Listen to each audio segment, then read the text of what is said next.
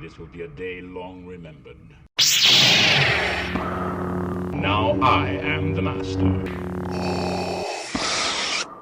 Welcome to another episode of Legends and Theories, and welcome to my review of Andor episode 4, Aldhani. And this is out a lot earlier than it was last week because there's a lot less for me to go through. So yeah, I really do hope that you are enjoying this series so far. I'll go into the recap and then the review, so let's go straight into it. After escaping, Luthen goes and tries to convince Cassian to go and join his cause, and Cassian is reluctant, but after being offered a lot of credits, agrees to do the job for Luthen. Meanwhile, on Coruscant, ISB agent Deidre Merrow goes to work, and there she meets with other ISB officers, and her superior officer asks what the ISB is for. Giving the textbook definition, she is told she is wrong, and she is given the correct explanation of how the ISB seeks out the sickness in the galaxy. And then they go and discuss the events on Ferrix, which happened with Andor. Although they haven't been able to fully identify what's going on, they definitely don't like it. And Deidre checks through the information, seeing some information that catches her eye. After this, Cassian shaves and comes up with the name Clem, so he doesn't use his real name while on this operation. Luthen goes and gives Cassian a kyber crystal important from the fall of the Rakatan Empire, and with this, he tells Cassian, although it is worth a lot of money, he expects to have it back, likely as a test of Cassian's integrity and to see what he would do when given something valuable. Luthen then goes and talks to the leader, Val, and tells her that she needs to go and use Cassian, although using the fake name he came up with. And with this, she's eventually convinced to do it. As Cassian watches from inside the ship, he is briefly tempted to go and steal the ship, but after being confronted by Luthen's AI built in, he just decides not to and goes out to do the job. The ISB is furious at Cyril Karn and the rest of his agency for failing this spectacularly and use this as an opportunity to put the Empire in full control of that system, taking them out of law enforcement and putting them as their new bosses. Deidre uses the fact that the box that we know Cassian stole was there to go and try and investigate into a sector that is not under her jurisdiction, having one of her workers go and bring this request to the ISB officer in charge of that sector. And after we see Luthen going to land on Coruscant, placing on multiple things to disguise himself, including a wig and more sophisticated clothing to go and run his legitimate business.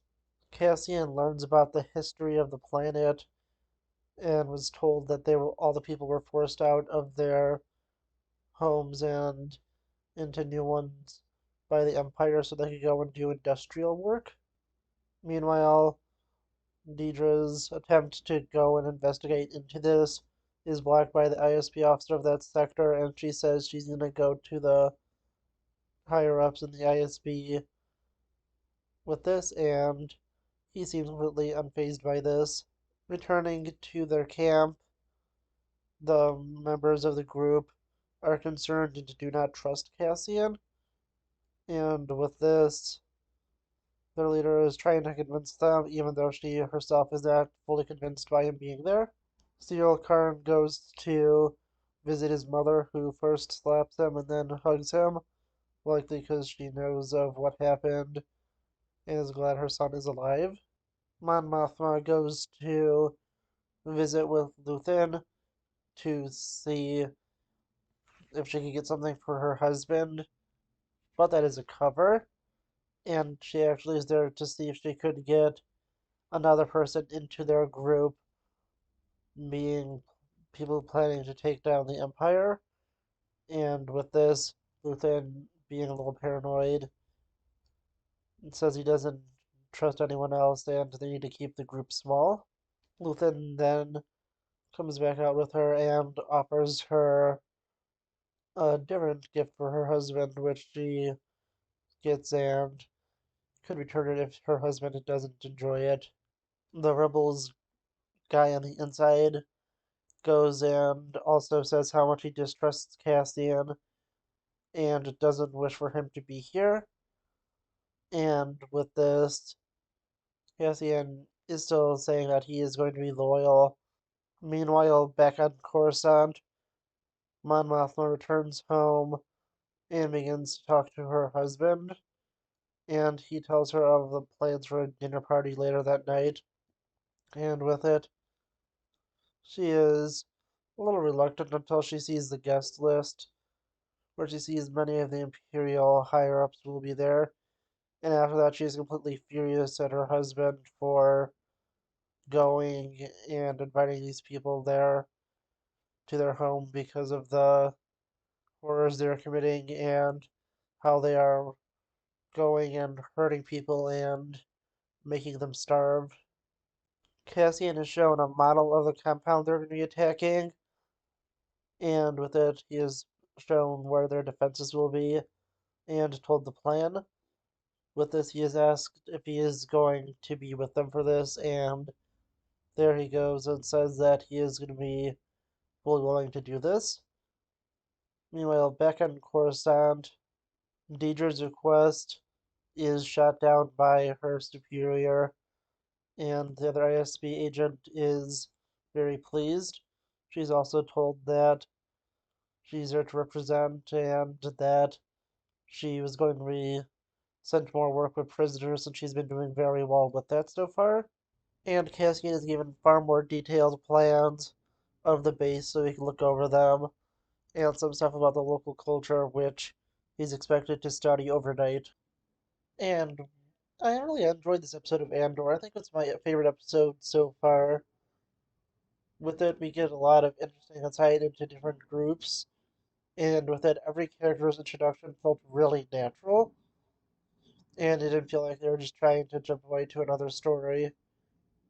With it, I really enjoyed us being able to see the storylines that are following not only the major characters in Andor, but we start to move away towards Mon Mothma and everything with the ISB, which is interesting.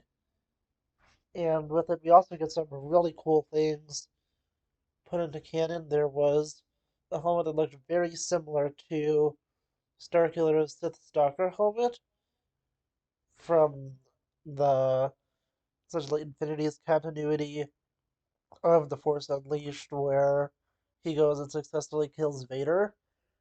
That was really cool to see.